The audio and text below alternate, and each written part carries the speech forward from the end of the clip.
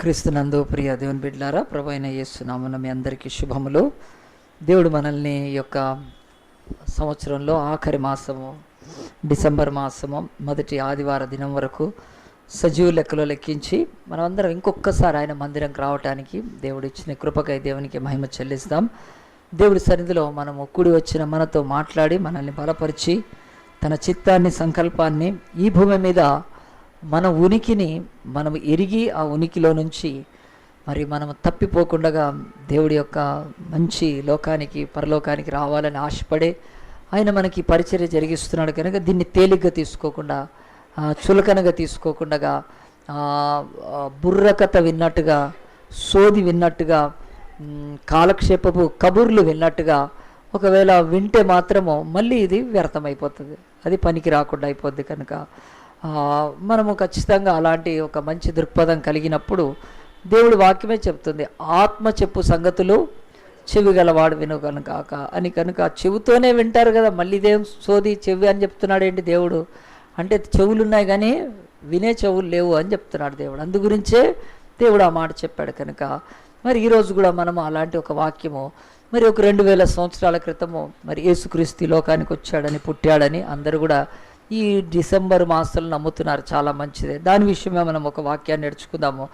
మరి రీసెంట్గా ఈ గత వారము లేకపోతే ఒక పక్షం రోజుల్లో మరి ఒక రాష్ట్రం యొక్క ముఖ్యమంత్రి ఆమె స్త్రీనే ఆమె ఫ్లైట్లో బయలుదేరినాక మరి చేరాల్సిన గమ్యానికి వచ్చేసింది. కానీ వచ్చిన తర్వాత మాత్రం ఏమైందంటే అక్కడ మరి ఫ్లైట్ ల్యాండ్ కావటానికి వాళ్ళు పర్మిషన్ ఇవ్వట్లేదు. ఇక ఫ్లైట్ చక్కర్లు కొడుతూ ఉంది. చక్కర్లు కొడుతూ ఉంటుంటే లోపల ఉన్న వాళ్ళకు చక్కెర వస్తుంది కదా, మరి చక్కెర వస్తే కష్టం, మరి ఎంత కష్టం. మనలో లోపల ఉన్నామే మామూలు ఆమె కాదు, వాళ్ళేమో పర్మిషన్ ఇవ్వట్లేదు. ఒకవేళ దాంట్లో ఫ్యూయల్ అయిపోయిందంటే, దాంట్లో మరి ఇంధనం అయిపోయిందంటే చాలా డేంజర్ అది, ఇక బతకరు, చచ్చిపోతారు కనుక ఫ్లైట్. సో అలాగున భయపడ్డారు, ఆందోళన అయింది చాలా. చివరికి అరగంట తర్వాత ఏమో ఆ యొక్క మరి డిపార్ట్మెంట్ వాళ్ళు లేకపోతే అక్కడ ఉండే ఆ యొక్క ఫ్లైట్కి ల్యాండింగ్కి అధికారం ఎవరైతే ఉంటుందో వాళ్ళు అదేదో దాన్ని అంటారు, వాళ్ళు పర్మిషన్ ఇచ్చారు. సో ఇచ్చిన తర్వాత అప్పుడు ఆ యొక్క ఫ్లైట్ దిగిన తర్వాత ఆమె అసలే ఫ్లైట్ దిగింది కానీ ఆమె ఫైర్ బ్రాండ్, ఆమె మమతా బెనర్జీ ఇక ఎగురుతూ ఉంది ఒక్కొక్కడి మీద. అసలు అంటే ఆమెను చంపేయాలని కుట్ర చేశారేమో అని ఒక అనుమానం. మరి ఆమె మమతా బెనర్జీ బెంగాల్ సీఎం. మరి ఆమె ఫ్లైట్లో వెళ్తే ఎవరి ఫ్లైట్ అయినా దిగాలి, ఫ్లైట్ కదా. ఫ్లైట్ వెళ్ళి మరి గోదావరిలోనే కృష్ణాలో దిగుతుందా అండి? దిగదు. ఫ్లైట్ ఏ పర్వతాల మీద దిగదు. ఫ్లైట్ డైరెక్ట్గా మన బస్ స్టాండ్లోకి ఏమి రాదు, వస్తుందా? ఎక్కడికి దిగాలి? ఫ్లైట్ దిగాలంటే ఎయిర్పోర్ట్లో దిగాలి, ఏరోడ్రమ్లో దిగాలి. మరి ఏరోడ్రమ్లో దిగాలంటే ఏం చేయాలంటే ఆ ఏరోడ్రమ్ వాళ్ళు ఆ ఫ్లైట్ గురించి ఏం చేయాలంటే ఆ ల్యాండింగ్కి సిద్ధపరచాలి వాళ్ళు, లేకపోతే ఇంతే సంగతులు. సిద్ధపరచాలి ల్యాండింగ్కి. మీరు ల్యాండింగ్కి సిద్ధపరచాలి కదా అనుకుంటే ల్యాండింగ్ అంటే ఏంది? ఉట్టి కదా, ఒక రోడ్ లాగా ఉంటుంది అలాగున కదా. అప్పుడప్పుడు మనం పరిగెత్తుకొని బాత్రూంలోకి వెళ్ళిపోయినట్టు పరిగెత్తుకొని స్పీడ్గా వస్తుంటే కదా, ఆ తర్వాత పరిగెత్తుకొని బెడ్ మీదకి వెళ్ళిపోయినట్టు, పరిగెత్తుకొని పార్క్లోకి వెళ్ళిపోయినట్టు కుదరదు అది కదా. దానికి ఎంతో ముందు వాతావరణము, ఆ యొక్క గాలి, ఆ తర్వాత మిగతా ఫ్లైట్ల టైం అంతా చూచి సిద్ధపరిచి అప్పుడు పర్మిషన్ ఇస్తారు దానికి, అప్పుడే అది ల్యాండ్ అవుతుంది. లేదంటే మాత్రం చాలా డేంజర్, చాలా ప్రమాదం కనుక. సో మనకి ఏదో ఎగురుతుంటే కనిపిస్తే కానీ దాని వెనుక పెద్ద సిబ్బంది పనిచేస్తూ ఉంటారు. ప్రియ దేవుని బిడ్డలారు, ఎందుకు చెప్పానంటే ఒక బెంగాల్ సీఎం మమతా బెనర్జీ, ఆమె ఫైర్ బ్రాండ్, ఆమె ల్యాండింగ్కే ఎయిర్పోర్ట్లో దిగటానికే ఒక సిద్ధపాటు అవసరమైనప్పుడు ఆ కొద్దిసేపు దానికి ఈ లోకాన్నంతా రక్షణలోకి నడిపించి ఈ లోక పాప శాపాలన్నీ తీసివేసి ప్రతి మతాన్ని, ప్రతి వ్యతిరేకతను, ప్రతి అబద్ధాన్ని, ప్రతి అసత్యాన్ని, ప్రతి చీకటిని, మానవ జాతి మీద ఉన్న కాడిని, మానవులు అనుభవిస్తున్న సమస్తమైన మరణాన్ని తీసివేయటానికి ఒక వ్యక్తి రావాలంటే మరి దానికి ఏం సిద్ధపాటు అక్కర్లేదా? సడన్గా వచ్చేస్తాడా? రాలేదండి. యేసుప్రభు డిసెంబర్లో పుట్టాడో లేదో వదిలిపెట్టాడు పక్కన. యేసుప్రభు పుట్టింది వాస్తవమో, ఆయన పుట్టడానికి దేవుడు సిద్ధపరిచాడు, ఆయన సిద్ధపరిచాడు ఏదో ఒకటి. కనుక ఇప్పుడు ఫ్లైట్ వెళ్తుందంటే దానికి ఫ్యూయల్ సిద్ధపరుస్తారు, దాంట్లో ఇంధనం పోయాలి. ఆ తర్వాత ఒక ఫ్లైట్ మరి ఆ యొక్క పైలట్స్ ఉంటారు, వాళ్ళు సిద్ధపరచుకుంటారు, వాళ్ళని మళ్ళీ హెల్త్ చెకప్ చేస్తారు. పైలట్స్ యొక్క హెల్త్ ఎప్పుడు 200% ఉండాలి వాళ్ళకు. కొంచెం హెల్త్ బాగాలేకపోతే వాళ్ళని ఆపేస్తారు. వాళ్ళకు రెగ్యులర్ చెకప్స్ ఉంటాయి. మన చర్చికి ఒక ఆయన ఫ్లైట్ ట్రైనింగ్ వాళ్ళ కుమారుడికి ఇప్పిస్తూ ఉన్నాడు. మరి వాళ్ళ కుమారుడిని మెడిసిన్ చదివించి డాక్టర్ చేయాలనుకున్నాడంట. కానీ డాక్టర్ కంటే కూడా అంటే దానికంటే ఇది చీప్ అని చెప్పి దాదాపు ₹1,00,00,000 అయితే దీనికి కూడా అని చెప్పి వాళ్ళ కొడుకును పైలట్గా పంపించాడండి ట్రైనింగ్కి. చెప్తున్నాడు ఎంత కష్టం వాళ్ళకు. ఎప్పుడైనా వాళ్ళ లైఫ్లో హెల్త్ కొంచెం పాడైపోతే కొంచెం ఆ యొక్క హెల్త్ రిపోర్ట్స్ అప్పటి నుంచి వాళ్ళు పైలట్గా పనికిరారు. అంటే ఎక్కనియరుగా ఫ్లైట్ ఎక్కనివ్వరు. అట్లా వాళ్ళ ఆరోగ్యాన్ని కాపాడుకోవాలి. అన్ని కోట్లు పెట్టి వాళ్ళు అయితే నేను ఎందుకు చెప్తున్నా అంటే మరి ఆ యొక్క ఫ్లైట్ కొరకు ఇంధనాన్నే కాదు, ఆ మెషినరీనే కాదు, ఒక మనిషిని కూడా సిద్ధపరిచేస్తారు, పైలట్ని సిద్ధపరుస్తారు. ఆ తర్వాత ఇంకా ఫ్లైట్ ఉంటాయి అయితే వాళ్ళు వాతావరణాన్ని చూసి తర్వాత అన్నీ సిద్ధపరుస్తారు. సో ఇలా కూడా ఎందుకు నేను చెప్తున్నానంటే యేసు పుట్టడానికి కూడా కదా ఈ లోకంలో ఎవరైనా సిద్ధపరిచారా, లేకుంటే ఆయన టక్కున పుట్టేశాడా? కదా అదిగో దేవుడు వెలిశాడు కదా, తల్లి వెలిసిందని చెప్పి అందరు కదా పోయి దేవుడిని ఏ తల్లినో కొలిసినట్టు అలాగున వెలవలేదండి. ఆయన చెట్టు మీద, బండ మీద, కొండ మీద వెలవలేదు. ఆయన అలాగున ఆకస్మికంగా జరగలేదు. ఆయన ఈరోజు మనము ఈ డిసెంబర్లో ఆయన పుట్టి 2000 సంవత్సరాలు అవుతుంది. అది ఎంత తెలిసినా ఎంత తెలియక మనం మాత్రం చాలా సిద్ధపడతామండి. ఏమేమి సిద్ధపడుస్తారండి కదా. స్టార్టింగ్ ఎక్కడి నుంచి? ఫెయిర్ అండ్ లవ్లీ నుంచా, ఇంకెక్కడి నుంచో నాకైతే తెలియదు. ఇక ఈ నెలంతా కూడా చీరలతో, బట్టలతో, ఆ యొక్క ఆహారాలతో, రంగులతో, ఇక అలంకరణలతో ఎంతో సిద్ధపాటుతో ఆ డిసెంబర్ 25th ఎంటర్ అవుతుంది. ఆ రోజు ఎంతోమంది ఎన్నో షాపుల్లో ఏం చేస్తున్నారంటే కేకులు సిద్ధపరుస్తుంటారు. సో ఎంత మంచిదే నిజంగా అంటే చేస్తూ ఉన్నారు సిద్ధపాటు.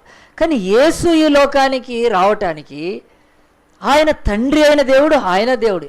వాళ్ళేం సిద్ధపరిచారో నీకు తెలియకపోతే నువ్వు ఎన్ని సిద్ధపరచుకున్నా వేస్ట్ అండి.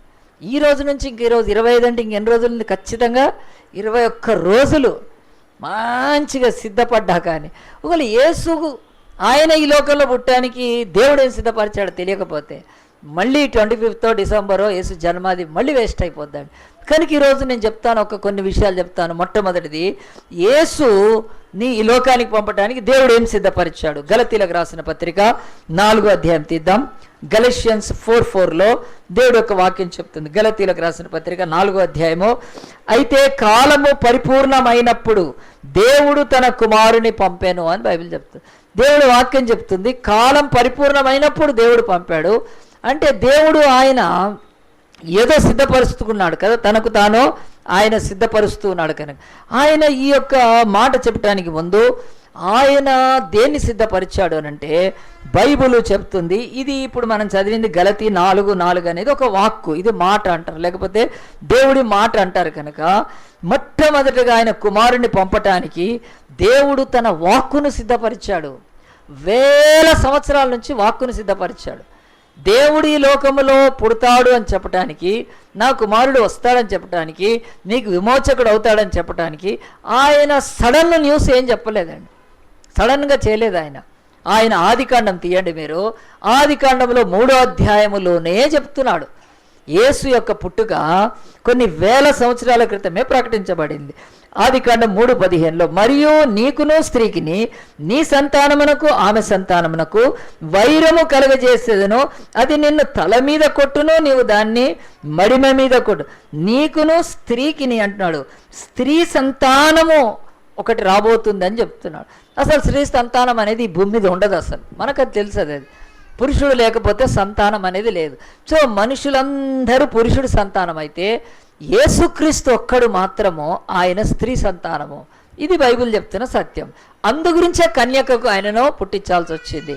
కనుక ఆదాము మాత్రము మళ్ళీ ఆదాముకు తల్లి అయితే లేదు కదా, మరి ఈ యొక్క రెండవ ఆదామైన యేసుక్రీస్తుకు తండ్రి లేడు. కనుక స్త్రీ సంతానం అని దేవుడు చెప్తున్నా అంటే దేవుడు ఈ లోకంలో మనుషులను మాటతో సిద్ధపరుస్తున్నాడు, దేవుని వాక్కుతో సిద్ధపరుస్తున్నాడు. కనుక ఆయన ఖచ్చితంగా కన్యాసుతుడై ఉంటాడని చెప్తున్నాడు. సో ఈ బైబిల్లో మనం ఇక్కడ నుంచి కొంచెం ముందుకు రండి. ఆదికాండం 12వ అధ్యాయంకి వస్తే అక్కడ కూడా దేవుడు చెప్తున్నాడు, వదిలిపెట్టలేదు. ఈ యేసుక్రీస్తు గురించి ఇలాగున మాట బైబిల్లో వస్తూనే ఉంటుంది. కనుక ఆదికాండం 12వ అధ్యాయంలో ఆనాడు అబ్రహాం అనే అతన్ని, నీవు లేచి నీ దేశాన్ని, బంధువుల్ని, తండ్రిని వదిలిపెట్టేసి నేను గొప్పగా ఆశీర్వదిస్తానని చెప్పి ఆయన ఆశీర్వాదపు 6-fold బ్లెస్సింగ్ అంటారు. దాంట్లో 3వ వచనంలో, నిన్ను దూషించు అని శపిస్తాను, భూమి యొక్క సమస్త వంశములు నీ యందు ఆశీర్వదింపబడును. గట్టిగా చెప్పట్లు కొడదామండి. భూమిలోని సమస్త వంశాలు నీలో వల్ల ఉంటాయి. ఎవరు అంటే అబ్రహాములోంచి ఒక కొడుకు పుడతాడు. అబ్రహాముకు తెలియదు అది. అబ్రహాముకు ఇస్సాకు పుట్టాడు, ఇస్సాకు యాకోబు పుట్టాడు, యాకోబుకు యూదా పుట్టాడు, యూదా గోత్రం నుంచి దావీదు వచ్చాడు, దావీదులో నుంచి యేసుక్రీస్తు వచ్చాడు. దేవుడు కొన్ని వేల సంవత్సరాల క్రితమే అంటాడు, ఒక సంతానము ఈ భూమి మీద నా యొక్క ఈ అబ్రహాంలోంచి వస్తుంది, అతడు భూమి మీద నా సమస్త వంశాలు. ఈరోజు చర్చికి వెళ్తే చాలామంది ఎందుకు ఏ టెంపుల్స్కి వెళ్ళినా ఇంకెక్కడికి వెళ్ళినా కానీ పెద్ద వేరియేషన్ ఏముండదండి. కానీ చర్చికి వచ్చే వరకు మాత్రం ఎంత వేరియేషన్ అంటే పిచ్చెక్కిపోయే వేరియేషన్ అది. అసలు యేసు దేవుడు అని నమ్మటానికి నా బ్రతుకులో నేనెంత క్రైస్తవున్నా, ఎంత ప్రీచర్నైనా, ఎంత మీకంటే ఎన్ని వాక్యాలు తెలిసినవి అంతా పక్కన పెట్టండి. అసలు ఈయన దేవుడు అని నమ్మటానికి 100% రుజువు ఇదే నాకు తెలుసా అండి. సూర్యుడి కింద అందరూ ఉన్నారు, అన్ని మనుషులు ఉన్నారు. మళ్ళీ నీతి సూర్యుడైన యేసుక్రీస్తు చర్చిలోనే ఉన్నారండి. అట్లా వాళ్ళు బ్రాహ్మణులైనా, చౌదరులైనా, కమ్మాస్ అయినా, రెడ్డిస్ అయినా, వాళ్ళు మాలోళ్ళైనా, మాదిగోళ్ళైనా, ఎరికలోళ్ళైనా, బుడిగ జంగారం వాళ్ళైనా, ప్రతి జాతి వాడు, అమెరికన్, ఇండియన్, జపనీస్ అందరు ఉన్నారండి. దేవుడు చెప్పిన వాగ్దానం నెరవేరుతుంది ఈరోజు. ముస్లిమ్స్ ఉన్నారు, హిందూస్ ఉన్నారు, బుద్ధిస్టులు ఉన్నారు, జైన్స్ ఉన్నారు, జొరాస్ట్రియన్స్ ఉన్నారు. చెప్పండి, చర్చిలో లేనోడు ఎవడో చెప్పండి నాకు. అసలు ఏ మతంలో అయినా ఇట్లాగుందా? నాకు అందు గురించి యేసుప్రభు అంటే నేను నిజంగా నమ్మటానికి నాకు అంత ఆధారం అండి. ఈయన దేవుడు, నిజమైన దేవుడు. దేవుడు అంటే ఒక కులానికో దేవుడు, జాతికో దేవుడు, మతానికో దేవుడు, ప్రాంతానికో దేవుడు, గుట్టకో దేవుడు, పుట్టకో దేవుడు, రోడ్డుకో దేవుడు. ఇలాగుంటే దేవుడు అని నేను నమ్మటానికి నాకు లేదండి. ఎవరికైనా ఉంటే అలాగున్నా నాకేం ప్రాబ్లం లేదు. కానీ తెలివి, జ్ఞానము కదా. ఇండియాకో సూర్యుడు, జపాన్కో సూర్యుడు లేడు, ఒకే సూర్యుడు ఉన్నాడు అంతే, వన్ లైట్. ఆ వెలుతురు నీతి సూర్యుడైన యేసుక్రీస్తు కనుక నేను చెప్తున్నాను, దేవుడు చెప్తున్నాడు ఈ భూమి మీద తన కుమారుణ్ణి పంపటానికి ఆయన ఏం సిద్ధపరుస్తూ వచ్చాడంటే వాక్కును సిద్ధపరిచాడు. వాడు చెప్తున్నాడు. అబ్రహాముకి ఏమీ తెలియదు. అబ్రహాము కొన్ని వందల ఏండ్ల తర్వాత యేసుప్రభు పుట్టాడు, వేల సంవత్సరాల తర్వాత పుట్టాడు. కనుక బైబిల్ మన జీవితంలో చెప్తుంది దేవుడు ఏం సిద్ధపరుస్తాడంటే వాక్కును ఇంకొంచెం చూడండి ముందుకు. ఇంకా దావీదే కానీ అందరూ చెప్పారు. కానీ మీకా గ్రంథం తీస్తే దేవుడు యొక్క వాక్యంలో, యెషయా గ్రంథం తీయండి ఫస్ట్. యెషయా గ్రంథంలో ఇదైతే అందరికీ పిండి కొట్టిందే కదా. ఆ యొక్క 7:14 ఏముంది? యెషయా గ్రంథం 7:14, కాబట్టి ప్రభువు తానే ఒక సూచక్రియ మీకు చూపును, ఆలకించుడి, కన్యక గర్భవతి అయి కుమార్ని కని అతనికి ఇమ్మానుయేల్ అని పేరు పెట్టి దేవుడు చెప్తున్నాడు. ఇదిగో యెషయాకు వాక్కు ద్వారా బయలుపరిచాడు, మీకు పుట్టబోయే ఆ యొక్క రక్షకుడు కన్యకు పుడతాడు అని చెప్పాడు. సో అలాగున నిజంగా ఆయన కన్యకకు పుట్టి ఈరోజు ఉన్నాడు. ఇంకా ముందుకు రండి, దేవుని యొక్క వాక్యం చెప్తుంది. మీకా గ్రంథంలోకి వస్తే ఇంకా కొంచెం హెస్కేలు, దానియేలు దాటేసి వచ్చేస్తే దేవుడు యొక్క వాక్యం అంటుంది. మీకాకు 5వ అధ్యాయము 2వ వచనంలో దేవుడు చెప్తున్నాడు. ఏమని చెప్తున్నాడు చూడండి. బెత్లెహేము ఎఫ్రాతా, యూదావారి కుటుంబములలో నువ్వు స్వల్పమైన గ్రామం అయినను నా కొరకు ఇశ్రాయేలు ఏలబోవాడు నీలో నుండి వచ్చును, పురాతన కాలం మొదలుకొని శాశ్వత కాలం వరకు ఆయన ప్రత్యక్షం. దేవుడు చెప్తున్నాడు ఏం సిద్ధపరుస్తున్నాడు అంటే వాక్కును సిద్ధపరుస్తున్నాడు, ఆయన మాటను సిద్ధపరుస్తున్నాడు. తెలుసు. అందు గురించి యేసుప్రభు వచ్చినప్పుడు ఈయన మెస్సయ్య అని చెప్పగలిగారు. మొన్న ఒక దేవుడు విషయంలో చాలా గొడవ అయిందండి. చాలామంది ఏం చేశారంటే టీవీల్లోకి వచ్చేసారు, మేము ఆ దేవుని కలుసుకుంటాం నీకెందుకు అంటున్నారు. అంటే వీళ్ళు అన్నారు అట్లా కాదమ్మా, మన ధర్మం ప్రకారము ఆయన దేవుడై ఉండాలంటే ఆయన ఫలానా జన్మై ఉండాలి, ఫలానా వాడై ఉండాలంటే వాళ్ళని నీకెందుకు, మేము ఎవరినైనా కలుసుకుంటాం, మా బాబా మాకిష్టం, మా బాబా నీకు బాయ్ అంటున్నారు. అరే వీళ్ళు చెప్తున్నా అట్లా కుదరదు. ధర్మాల ప్రకారం, వేదాల ప్రకారము అతను మరి యుగ పురుషుడు, అవతార పురుషుడు అవుతే ఆధారాలు ఉండాలంటే కాదు బాబా చాలా ఫేమస్ అవుతున్నాడు కనుక మీరు ఓర్చుకోలేకపోతున్నారంటే వీళ్ళు మొత్తుకునేది నా ఓర్చుకొని కాదమ్మా, అసలు అది దాని ప్రకారం తప్పని వాళ్ళు వీళ్ళు జిగ్ టీవీ వాళ్ళు పెట్టేశారు, అది నడుస్తూ ఉంది. అది ఆలోచించండి. ఈరోజు దేవుడు అలాగున కాదండి, యేసు ప్రభువుకి ఆధారాలు ఉన్నాయి. ఆయన యూదులలో నుంచి పుట్టినప్పుడు ఇంతవరకు భూమి మీద ప్రాచీన నాగరికత కలిగిన ఆ ప్రాంతాలు, ఆ యొక్క మెసపటోమియా కానీ దాని పక్కన పాలస్తీనా కానీ ఆ నాగరికతలు అప్పటి నుంచి ఆయన వస్తాడని దేవుడు చెప్పాడు. ఆయన మాటను సిద్ధపరిచి పంపించాడండి. నమ్మండి, ఈరోజు బైబిల్ చెప్తున్నది యేసు ప్రభు ఆషామాషిగా రాలేదు. పరలోకపు దేవుడు వాక్కుని సిద్ధపరిచాడు. ఫస్ట్ వాక్కుని సిద్ధపరిచాడండి. ఒక ఊరిలో సండే స్కూల్ నడుస్తుంది. సడన్గా సండే స్కూల్ టీచర్ మానేసింది. సండే స్కూల్ టీచర్ మానేసిందంటే ఏమైనట్టండి అంటే ఆ టీచర్ ఎవరైనా అబ్బాయితో జంపా, ఎందుకంటే చాలా చర్చిలలో జంప్ నడుస్తుంటాయి కదా, అట్లా ఏమైనా వెళ్ళిపోయిందా? ఏం వెళ్ళిపోలేదండి. అట్లా ఆమె ఏమి వెళ్ళిపోలేదు. ఆమె మంచిదే, మంచి సండే స్కూల్ టీచర్, చాలా మంచిది. కానీ మరి ఆమె ఎందుకు రావట్లేదు సండే స్కూల్కి అంటే ఆమె కానిస్టేబుల్ పోస్ట్కు ట్రైనింగ్ తీసుకుంటుందా? కానిస్టేబుల్ అయితే సండే స్కూల్ ఎందుకు ఆమెకు? కాదండి. కానిస్టేబుల్ పోస్ట్కి ట్రైనింగ్కి వెళ్ళి ఆమె సండే స్కూల్ ఏం మానలేదు. ఇవన్నీ కాదు, జంపు కాలేదు. సండే స్కూల్ టీచర్ మంచిదే, అంతా మంచిదే. కానీ ఆమెకు కూడా పెళ్ళి కావాలి కదండి. పెళ్ళి అయినాక సండే స్కూల్ తీసుకోలేకపోయింది. ఇక అప్పుడు ఆ పాస్టర్ ఏం చేశాడంటే, అయ్యో ఎట్లా సండే స్కూల్ టీచర్ పోయిందే అని బాధపడతా ఉన్నాడు. బాధపడతా ఉన్నప్పుడు ఏం చేయాలో అర్థం కావట్లేదు. పిల్లలు అంతా రోడ్ల మీద తిరుగుతున్నారు, పిల్లలు బూతులు నేర్చుకుంటారు, చెడిపోతారని చెప్పి చాలా బాధపడతా ఉన్నాడు. పాపం ఆయన సండే స్కూల్ నడిపి. అలాంటి టైంలో ఆయన దేవుడికి ప్రార్థన చేసి, దేవా ఏంటి అన్నాడు. ఏం చేయాలంటే సరే అని చెప్పి ఆ పాస్టర్ ఒకసారి హౌస్ విజిటింగ్, గృహ దర్శనాలకు వెళ్తే ఒక ఇంటికి వెళ్ళాడు. ఇంటికి వెళ్ళిన తర్వాత ఆయన కూర్చొన్నప్పుడు ఆ యొక్క పేరెంట్స్ ఆ పాస్టర్తో ఏం చెప్తున్నారంటే, బ్రదర్ మీకు ఒక విషయం చెప్పాలి అండి. ఏంటి చెప్పండి అంటే, వాళ్ళ అమ్మాయి ఉంది, మరి అమ్మాయికి సంబంధం చూడాలా, అమ్మాయికి లేకపోతే ఏదన్నా జాబ్ చూడాలా, అమ్మాయికి ఇంకేదన్నా వాళ్ళు జనరల్గా పాస్టర్స్కి చెప్పుకుంటారు. అట్లనే ఈ పాస్టర్ అనుకున్నాడు. కానీ వాళ్ళు అట్లా చెప్పలేదు. పాస్టర్ మీరు ఒక రిక్వెస్ట్ అంటే చెప్పండి, మా అమ్మాయిని ఏం చేయండి అంటే బైబిల్ ట్రైనింగ్కి పంపించండి అన్నారు. పాస్టర్ అన్నాడు, ఏం బైబిల్ ట్రైనింగ్ అంత తేలిగ్గా ఉందా మీకు? బైబిల్ ట్రైనింగ్ చేసిన తర్వాత మళ్ళీ సేవ చేయాలి, చాలా సీరియస్గా ఉంటుంది అంటే, లేదు మేము బైబిల్ ట్రైనింగ్ అంటే దానికి పాస్టర్ మాకు కాదు, మీరు సండే స్కూలు ట్రైనింగ్ ఇప్పించండి, మా పాపకు చాలా ఇష్టము, అది చేస్తే మంచి ఉంటుంది అనుకున్నప్పుడు అప్పుడు ఈ పాస్టర్ ఆశ్చర్యపోయాడు.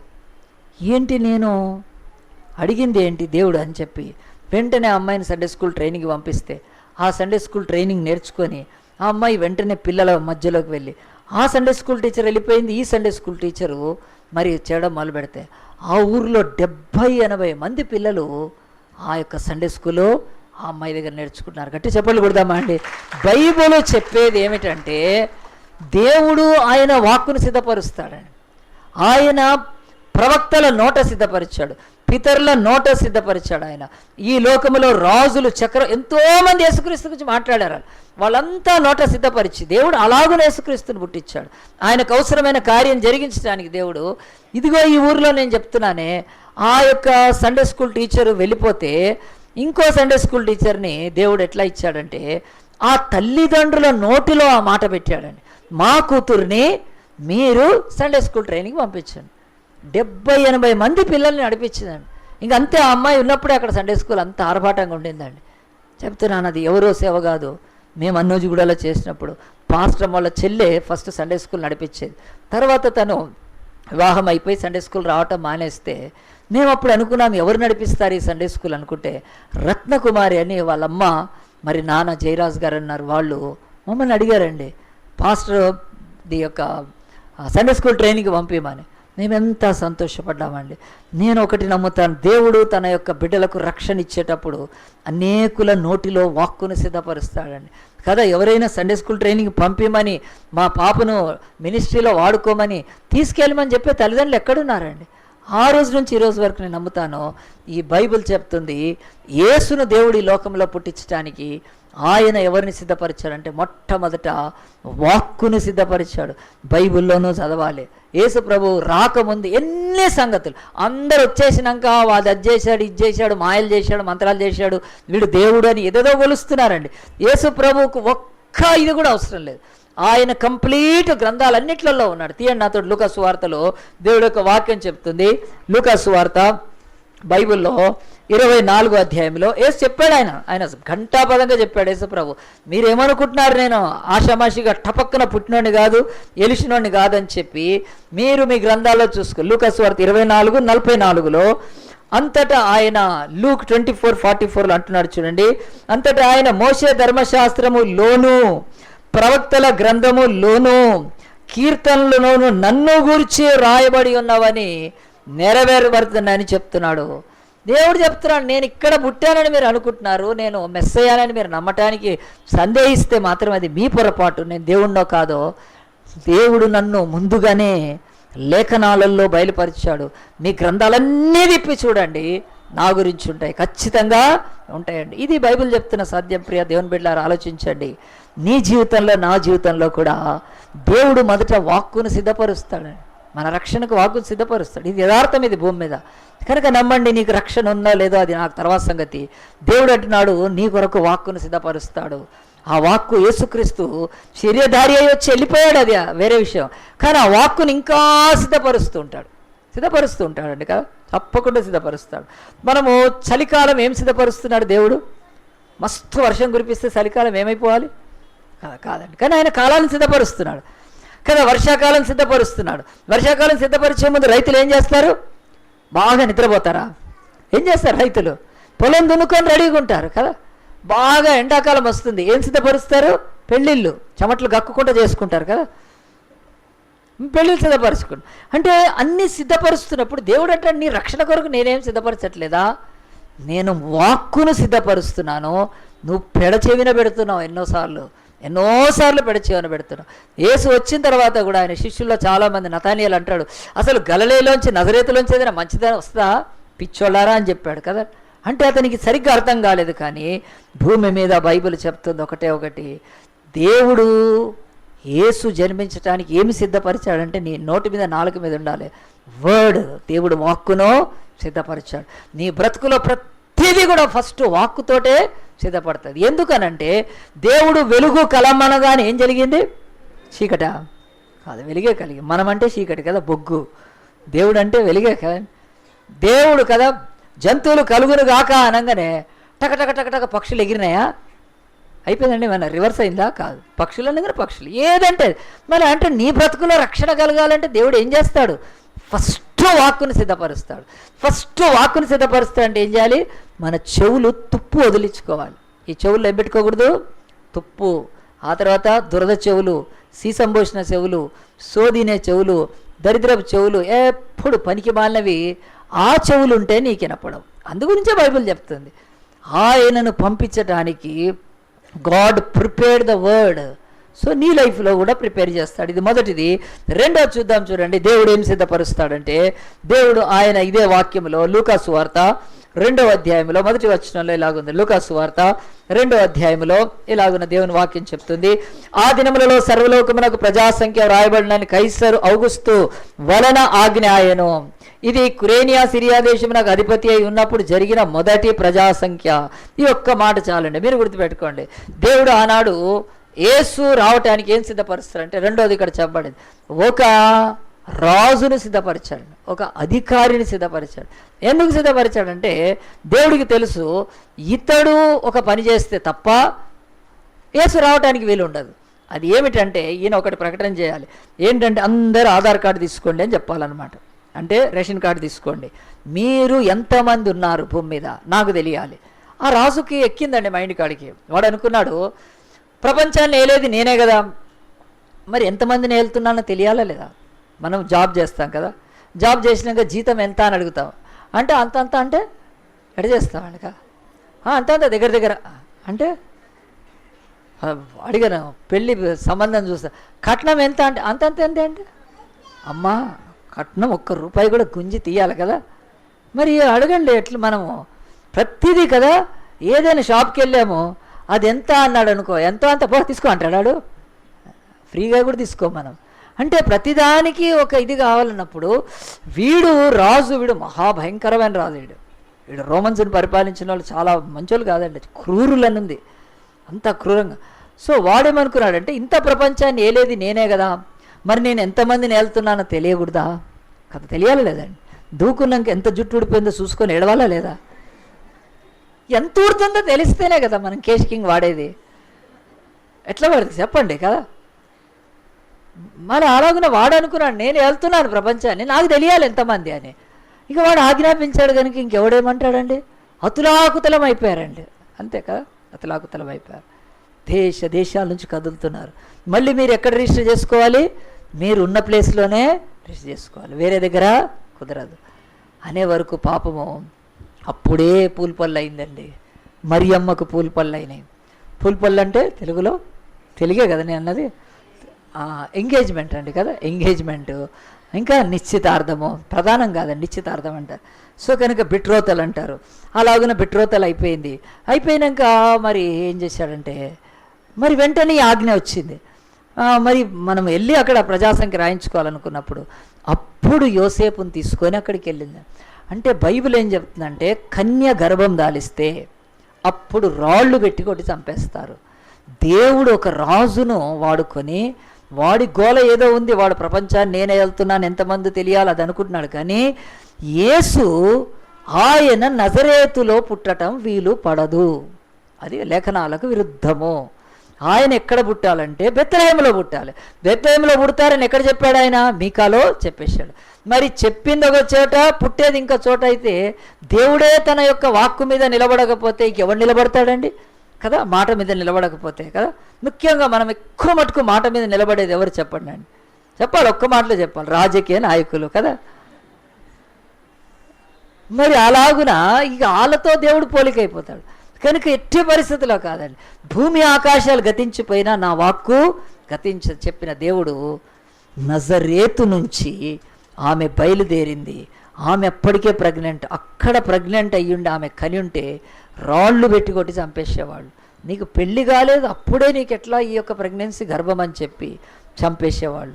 దేవుడు ఏమి సిద్ధపరిచాడు? ఒక రాజును సిద్ధపరిచి, అధికారాన్ని సిద్ధపరిచి, ఆజ్ఞను సిద్ధపరిచి అక్కడి నుంచి నజరేతు నుంచి తీసుకెళ్ళి ఆమె ఇక్కడ ఉన్నప్పుడు ప్రెగ్నెంట్ కాదు, బహుశా స్టార్టింగ్ ఉందేమో.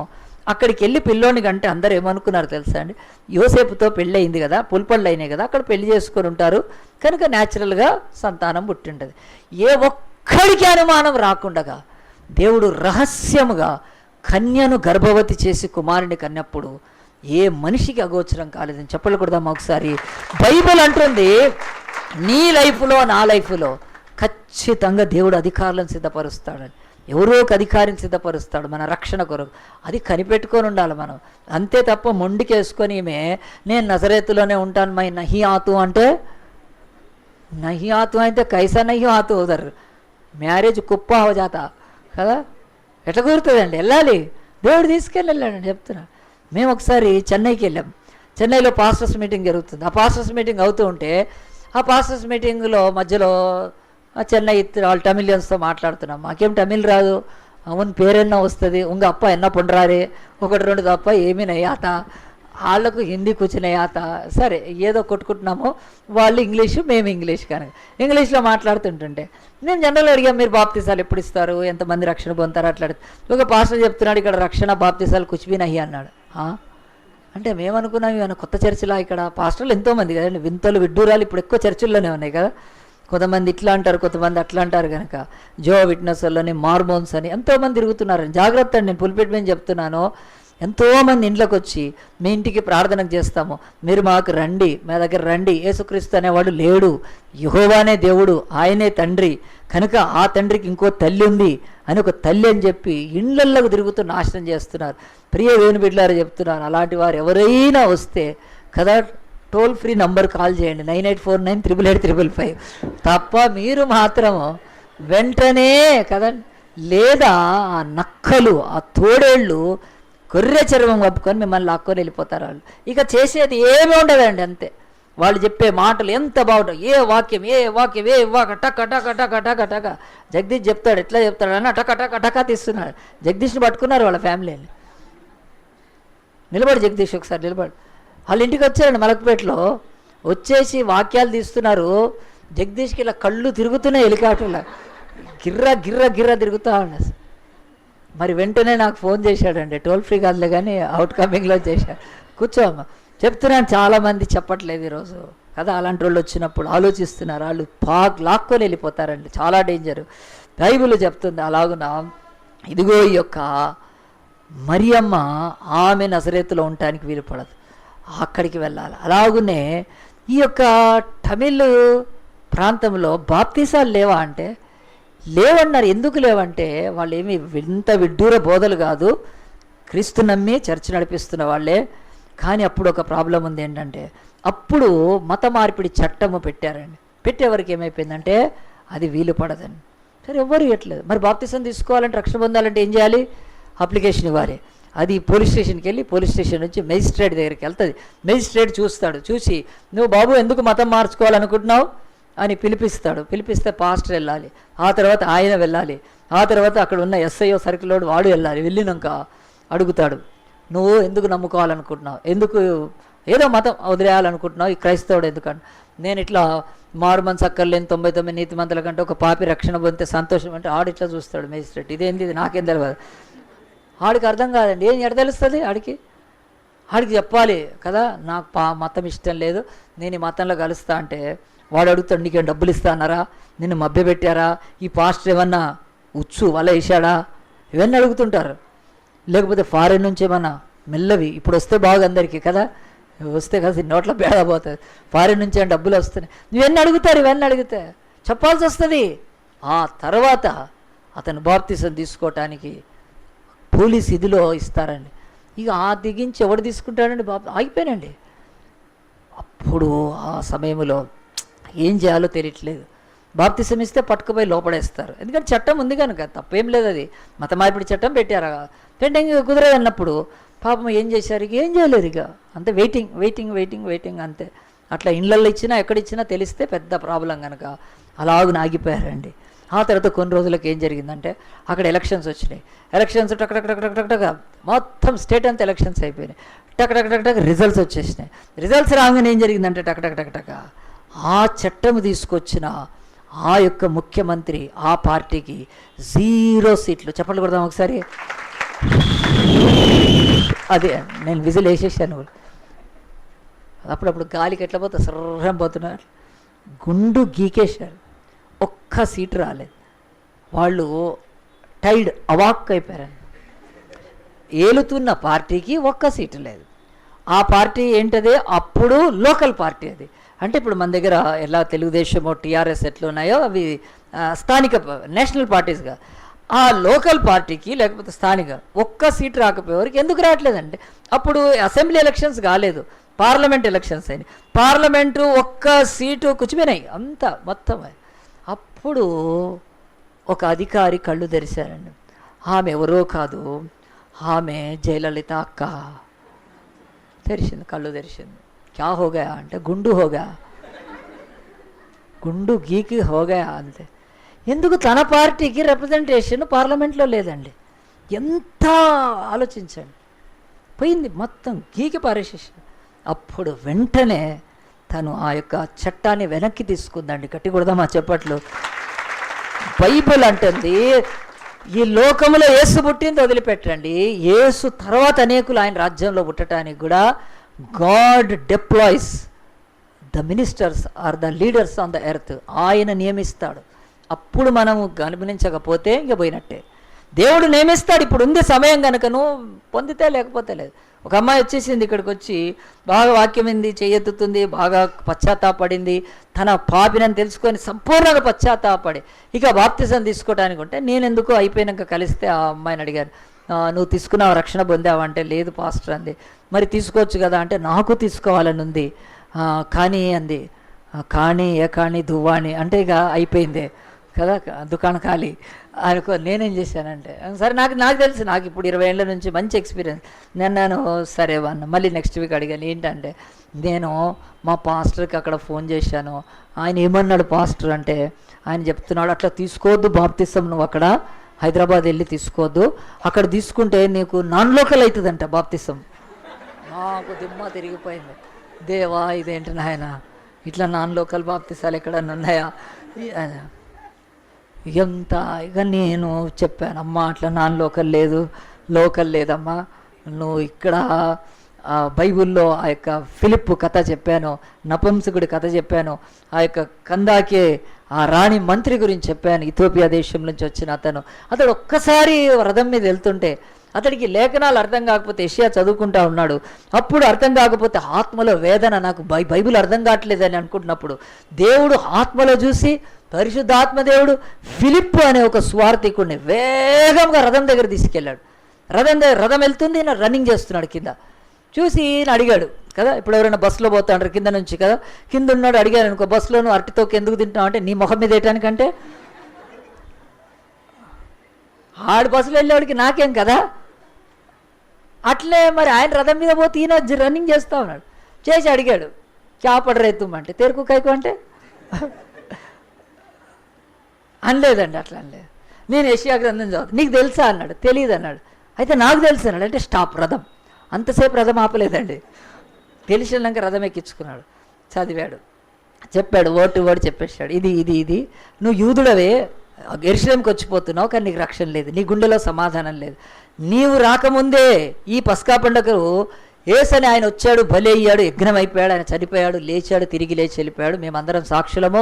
8,000 మంది చర్చ్ ఉంది ఆయనకు. ఇప్పుడు 8,000 మెంబర్స్ యెరూషలేములో చర్చ్ ఉంది కనుక ఆయన రక్షకుడు. ఈ లేఖనాలు నెరవేరిపోయినాయి అని చెప్పి, నిజమా అని చెప్పి అతడు యథార్థంగా అడిగాడు కనుక అతడు రథంలో పోతానే ఉన్నాడు. నువ్వు పాపివి కనుక నేనేం చేయాలంటే, నువ్వు బాప్తిసం తీసుకోవాలి, మారుమనసు పొందావంటే. వెళ్తానన్నారు, మధ్యలో చెరువు వచ్చిందండి. గండిపేట చెరువు కాదు, ఒక చెరువు వచ్చింది. నీళ్ళు రాగానన్నాడు, నీకేమైనా అభ్యంతరం అయ్యి ఆపుతాడు, దిగు అన్నాడు. ఇద్దరు దిగాడు. ఆ యొక్క నపుంసకుడికి బాప్తిసం ఇచ్చాడు నీళ్ళల్లో. మళ్ళీ రథం ఎక్కి ఆయన ఇథియోపియా దేశం, అంటే ఇథియోపియా ఇప్పటికి ఉంది, ఆఫ్రికాలో ఒక దేశానికి వెళ్ళిపోయాడు. ఫిలిప్పు మళ్ళీ యెరూషలేముకి వెళ్ళి. ఏంటి బాప్తిసానికి లోకల్ నాన్ లోకల్ ఉందా? ఎంత వెర్రి వాళ్ళండి. మా చర్చిలోనే తీసుకోవాలి, మా దగ్గరే తీసుకోవాలంటే బైబిల్ చెప్తున్న ఒక దరిద్రపు ఇదేంటి, నువ్వు ఎవరి దగ్గర వాక్యం వింటావో వారు నీ జీవితంలో ఆత్మీయ తల్లిదండ్రులు అయ్యే అవకాశం ఉంటుంది తప్ప ఒక దగ్గర విని ఇంకో దగ్గర తీసుకోవటానికి ఏమీ సంబంధం. పిచ్చోళ్ళు ఎంతోమంది అలాగున ఈరోజు పాస్టర్లను సంతోషపరచాలని, లోకల్ పాస్టర్లను నిజంగా వాళ్ళ హృదయంలో వాక్యం విత్తిన వాళ్ళ దగ్గర రక్షణ పొందరు, కానీ ఎక్కడెక్కడో పోయి బాప్తిసాలు తీసుకో. అది ఓన్లీ అది మతానుసారం. నేను ఆ పిల్లకు ఒకటే చెప్పాను, అమ్మ లోకల్ నాన్ లోకల్ ఉండదు. నేను చెప్పింది కన్విన్స్ అయింది, బాప్తిసం తీసుకుంది సంతోషంగా. వెళ్ళేటప్పుడైతే మమ్మల్ని అందరిని ఒక్కొక్కళ్ళం పట్టుకొని ఏడుస్తుంది. నన్ను కాదులేండి, పాస్టమ్మని వీళ్ళందరినీ పట్టుకొని, రాణిని పట్టుకొని ఏడుస్తుంది, అందరిని పట్టుకొని ఏడుస్తూ ఉంటుంది. ఎంత సంతోషంగా వెళ్ళిందండి. అమ్మాయి ఒక ట్రైబల్ బ్యాగ్ నుంచి వచ్చింది. ఆ అమ్మాయి సాక్ష్యం మొత్తం వీడియో కూడా తీసాము, నేను చూపిస్తాను ఆ వీడియో. నేను చెప్పడంగా తన భాషలోనే వీడియో చెప్పించాను నేను. ఈ రోజు వరకు బైబిల్ చెప్తుంది, నీవు రక్షణ పొందటానికి ఒక అధికారం లేకపోతే ఒక సమయాన్ని దేవుడు నిర్ణయిస్తాడండి. మరియమ్మ కొరకు దేవుడు ఈయనను తీసుకొచ్చాడండి. ఎవరిని? ఆయన పేరు ఏం పేరు అని చెప్పండి అక్కడ కదా, కైసర్ ఔగుస్తు, సీజర్ అగస్టస్ని దేవుడు తీసుకొచ్చాడు. వాడు ప్రజాసంఖ్య రాపికపోతే మరియమ్మ నజరేతులో ఉండే పిల్లోని కంటే సిగ్గుమాలిన పని అయిపోయేది. అసలు కన్యక అనేది ఎవ్వరు కూడా నమ్మరు, ఆమె ఏదో తప్పు చేసిందే అనుకుంటారు తప్ప. అలాంటిది దేవుడు ఈరోజు చెప్తున్నాను, అనేకులకు మన జీవితాల్లో యేసు పుట్టడానికి ఎట్లా ఆయన ఒక అధికారంలోకి ఒక వ్యక్తిని, సీజర్ని తీసుకొచ్చాడో, ఎవరో ఒకళ్ళని కొరకు తీసుకొస్తా. ఈరోజు చెప్తున్నాను, తమిళనాడులో దేవుడు అధికారాన్ని మార్చి బాప్తిసాల కొరకు మళ్ళీ మార్గం తెరిచాడు. ఈ లైఫ్లో గుర్తుపెట్టుకోండి, నీవు కూడా దేవుడు సమయం ఇస్తున్నాడు. అప్పుడు పొందలేదనుకో, ఆ తర్వాత ఏమైపోతావు తెలుసా?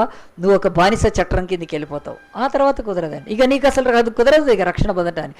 ఎందుకు అనంటే అప్పుడు నువ్వు రక్షణ పొందితే, అంటే ఆ డెలివరీ అయితే రాళ్ళు పెట్టి కూడా చంపేస్తారు నిన్ను. ఆ టైం మరియమ్మ నజరేతులో ఉంటే రాళ్ళతో చచ్చేది, ఇంక్లూడింగ్ బేబీ జీసస్ కూడా చచ్చిపోయేవాడు. దేవుడికి తెలుసు కనుక నీ లైఫ్లో కూడా అట్లా ఒక టైం పెడతాడు. ఆ టైములో నువ్వు రక్షణ పొందాలంతే, ఇక వేరేది లేనే లేదు. అమ్మాయి వెళ్ళిపోయింది. ఇప్పుడు ఆమె ఎక్కడికి వెళ్ళిపోయింది? ఆదిలాబాదు, నిజామాబాద్ వెళ్ళిపోయింది. ఆమె నా కానుకలు పంపిస్తుందా? నాకు డబ్బులు కావాలనా? నేను చెప్తాను, అలాగున్న డబ్బులకు సేవ చేసేవాడిని నేను కాదు. ఒక వ్యక్తి రక్షణ పొందడం కంటే గొప్పది ఏం లేదు. ఆ అమ్మాయిని రక్షణలోకి నడిపిస్తే నాకు 10 కోట్లు నా బ్యాంకులో వేసాడు. మోడీ గారు ఎప్పుడు వేస్తారో తెలియదు, కానీ ఈయన యేసుప్రభు వేస్తూ ఉంటాడు అప్పుడప్పుడు. నాకు యేసుప్రభు వేసి SMS పెడతా ఉంటాడు, చూసుకున్నావారా అంటే చూశానంట. కోట్లు నా బ్యాంకులో వేస్తాడండి రక్షణ. ఈ సంవత్సరంలో బాధపడేది ఏం లేదు, నేను ప్రతిరోజు చాలా సంతోషంగా ఉంటాను. 259 ఆత్మలు మొన్న జడ్చర్లలో వర్షంలో పుట్టారండి. చెప్పలు కొడదామా ఒకసారి? దేవుడు వాడుకున్నాడు నన్ను, నాకేం కావాలండి? 54 మంది వెంకటాపురంలో రక్షణ పొందారు, వాడుకున్నాడు దేవుడు. ఇక్కడ ఒక 17 మంది పొందారు. మొన్న ఉంద్యాలకు వెళ్ళాను, మహబూబ్ నగర్లో 7 ఆల్టర్ కాల్కి రెస్పాండ్. సరే వాళ్ళు ఎంత పూర్తిగారు, కానీ నాకు సంతోషం. ఈ సంవత్సరంలో నాకు ఏమి, నేను తులం బంగారం కొనుక్కున్నా నా 9th ముందు, కొనుక్కుంటే బాగుండేది అనుకుంటే ఆ బాధ లేదు. దేవుడు అంటున్నాడు ఆత్మల్ని ఇస్తాడు దేవుడి సేవకులకు. ఆ అమ్మాయి నిజామాబాదో నాకు గుర్తు కూడా ఉండదు, అంతమంది పిల్లలు వస్తారు ఆడపిల్లలు, వెళ్ళిపోయింది. ఆ అమ్మాయి ఒక్క రూపాయి నాకు ఇచ్చేది అవసరం లేదు. కానీ ఒక్కటి మాత్రము, కైసరును దేవుడు సింహాసనం మీద తీసుకొస్తే మరియమ్మకు సుగమమైంది మార్గము. ఆమె అలాగున వెళ్ళిపోవడం, ప్రెగ్నెన్సీ అయ్యి వాళ్ళ కళ్ళ ముందు నుంచి అక్కడ పోయి డెలివరీ కావడం. దేవుడు ఎంత ప్రణాళిక అండి. నమ్మండి, బైబిల్ చెప్తుంది. ఈరోజు కూడా దేవుడు అడుగుతున్నాడు. దేవుడు ఏం సిద్ధపరుస్తాడంటే నీ కొరకు ఒక అధికారిని సిద్ధపరుస్తాడు. నమ్మును, నిజంగా ఒక అధికారిని సిద్ధపరుస్తాడు. ఆ అమ్మాయి గురించి సునీత, అమ్మాయి పేరు బి సునీత, ఉన్నాయి, ఫొటోస్ కూడా ఉన్నాయి బయట, దాంట్లో కూడా చూడండి, ఏది నోటీస్ బోర్డులో కూడా అమ్మాయి ఉంది, సునీత అని. తీసుకుందండి బాప్తిసం. కనుక దేవుడు నన్ను ఏర్పాటు చేసుకున్నాడు, అంతకు మించి ఇంకేమీ లేదు. ప్రియ దేవుని బిడ్డ ఆలోచించండి. దేవుడు వాక్కును సిద్ధపరుస్తాడు, తర్వాత దేవుడు ఆ యొక్క పరిస్థితులను, అధికారులను సిద్ధపరుస్తాడు. అది నువ్వు గుర్తించలేదనుకో, తర్వాత పెళ్ళి అయిపోద్ది. తర్వాత భర్త బోనిస్తాడా? భర్త వెళ్ళిస్తాడండి చర్చికి? ఏ కదా, ఆయన ఎక్కడ పోదామంటాడు? యాదాద్రి రమ్మంటాడు కదా, వెళ్ళాల్సి వస్తుంది. తప్పేమి లేదు, నువ్వు పెళ్ళి అయిపోయింది కనుక ఆయనని మనమే ఎక్కడికి వెళ్ళమని వెళ్ళాలండి, తప్పులేదు. ఏ మతంలో ఆ మతం వాళ్ళకు స్వేచ్ఛ ఉంది, చక్కగా వెళ్ళాలి. కానీ నీకు అవకాశం దేవుడు ఇచ్చింది, నువ్వు పోగొట్టుకుంటావు. ఆ తర్వాత ఎక్కడికి పోయినా పర్లేదండి, నువ్వు మసీద్కి వెళ్ళు, లేకపోతే గురుద్వారాకి వెళ్ళు, ఎక్కడికల్లా వెళ్ళు. దేవుడు ఈ అవకాశం మాత్రం it does not come again and again, it only comes once in a moon. మన బతుకులు ఒక్కసారి వస్తుందండి. దేవుడు చెప్తున్నాడు, మరియమ్మను కాపాడింది దేవుడు పరలోకం నుంచి. ఆ యొక్క కైసరును తీసుకొని వచ్చాడండి. దేవుడు సిద్ధపరిచాడు కైసరుని. వాడి మైండ్లో ఒకటి పెట్టాడు, ప్రజాసంఖ్య రాపిస్తే నేను ఎంత పెద్ద రాజును అని తెలుసు. వాడి దూరంలో వాడున్నాడు. దేవుడు తన పనిని చేసుకున్నాడు. ప్రియా దేవుని బిడ్డలు ఆలోచించి, రెండు చెప్పాను, మూడో చెప్పి ముగిస్తాను. దేవుని యొక్క వాక్యంలో చూడండి, ఆ యొక్క మత్తయి సువార్త తీయండి. మత్తయి సువార్త 1వ అధ్యాయంలోనే దేవుడు యొక్క వాక్యం చెప్తుంది. మత్తయి సువార్త 1వ అధ్యాయంలో ఒక్క 2 మాటలు చదివితే మనము ముగిచ్చేద్దాము. దేవుడు ఏం సిద్ధపరుస్తాడు? మూడవది ఇక్కడ మత్తయి సువార్త 1వ అధ్యాయంలో 18వ వచనంలో ఇలాగున బైబిల్ చెప్తుంది, యేసుక్రీస్తు జన్మదినం ఎట్లనగా ఆయన తల్లి అయిన మరియా యోసేపునకు ప్రదానం చేయబడిన తర్వాత వారేకం కాకమునుపు ఆమె పరిశుద్ధాత్మ వలన గర్భవతిగా ఉండెను. ఆమె భర్త అయిన యోసేపు నీతిమంతుడైండి ఆమెను అవమానపరచనులకు రహస్యంగా ఆమెను వెళ్ళాలని ఉద్దేశించను. అతని ఈ సంగతులను గురించి ఆలోచించుకొచ్చు. ఇదిగో ప్రభుత్వ సభనందుకు ప్రత్యక్షమై దావీదు కుమారుడైన యోసేపు, నీ భార్య అయిన మరియను చేర్చుకుంటూ భయపడవద్దు, ఆమె గర్భం ధరించింది పరిశుద్ధాత్మ వల్లనే అని చెప్పి యోసేపు అని మరియమ్మతో ఎంగేజ్మెంట్ అయిన బెట్రోతలైన అతన్ని దేవుడు కనిపించి మాట్లాడాల్సి వచ్చింది. దేవుడు యోసేపుని సిద్ధపరుస్తున్నాడండి.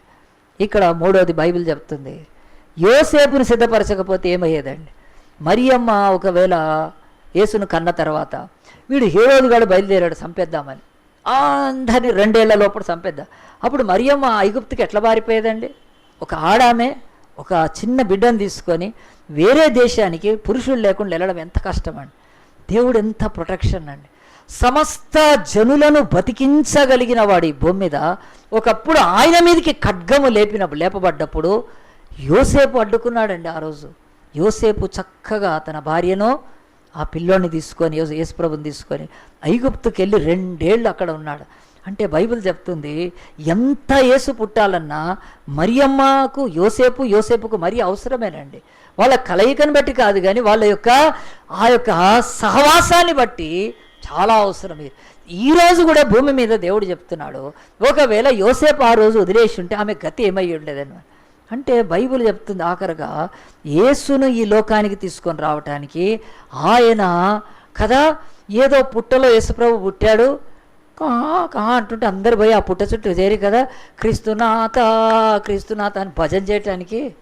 అట్లా ఎవరు అనామకుడు కాదని, తల్లి పాలిచ్చి పెంచటానికి దేవుడు పెట్టాడు. పాలు ఇవ్వాలి తల్లి, అంతే.